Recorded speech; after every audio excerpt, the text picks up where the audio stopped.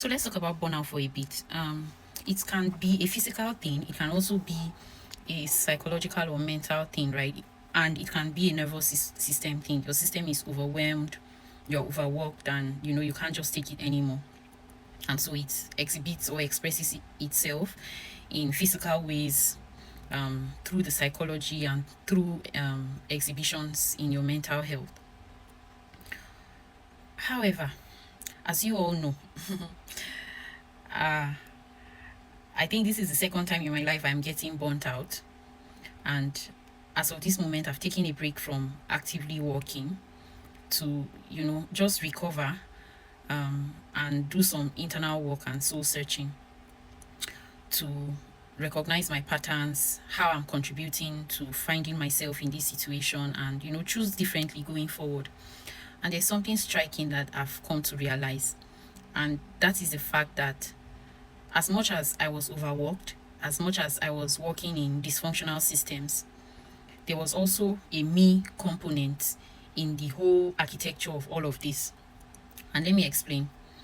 I realized that my burnout, a huge contributing factor to my burnout was extreme misalignment. All of the jobs I had done, or let me not say all, many of the jobs I had done, felt like a betrayal to my soul, right? And that misalignment, in my reflection and my understanding currently, contributed a whole lot to the continuous exhaustion and mental strain that I felt doing those jobs, even though I was excellent at it. And I can't say that I am just realizing that the job was misaligned, right? I had always known that I didn't particularly care about this job. This is not what I really want to do. But because, of course, you cultivate a culture of excellence and then you deliver excellent results in a job, and you start thinking that you are good at it. And yes, you may be good at it, but it can still, you can be good at it, but it will still be misaligned. That's something I'm realizing. And I stayed because, one, upon reflection, societal expectations. Two, because I had not gone deep within myself, right, to find out what was causing this misalignment and if what I was doing was what I actually was supposed to be doing. And three, because I was too scared to follow my own path. Because following my path felt like landing in an alien place with no civilization, nothing whatsoever. And I had to do the grunt work of, you know, developing my own community. That's the best way I can put it.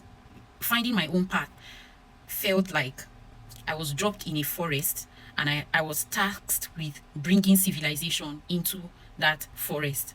And so, because of the enormity of that work, it was much more easier to align with an already developed ecosystem rather than doing my own thing, which I have always known deep within my soul that I am supposed to be doing. And now that's a huge level of misalignment, right, for someone like me. And so now I see how that contributed to my exhaustion, because no matter how much I rested, no matter how much I took breaks from work, like no matter how much I did not respond to emails outside of work, archived all of my work messages, only looked at the messages when I resumed work at 9 a.m. And once it was 5 p.m., you can't reach me anymore.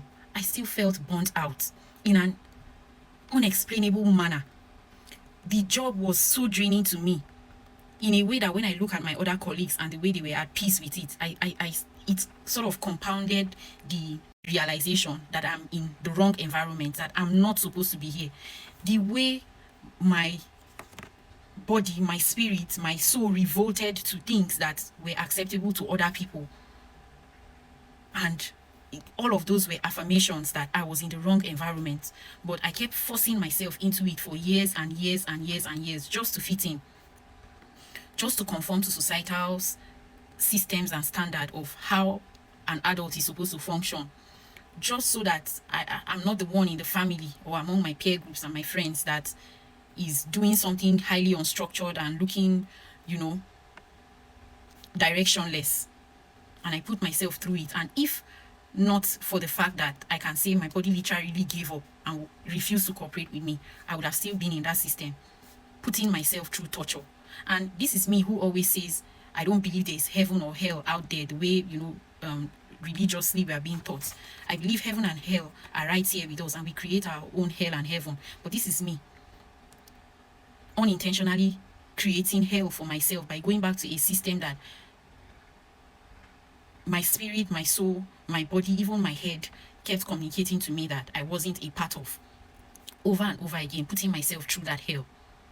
So, what am I trying to say in this message generally? If you're somebody who keeps getting burnt out, who you look like you've gotten everything everyone desires to have in life, in career and whatnot, but it feels like something is missing, perhaps you need to look within.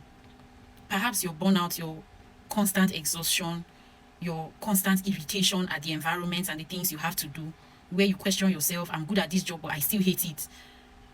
Perhaps it's not only a physical issue. What if it's a soul issue?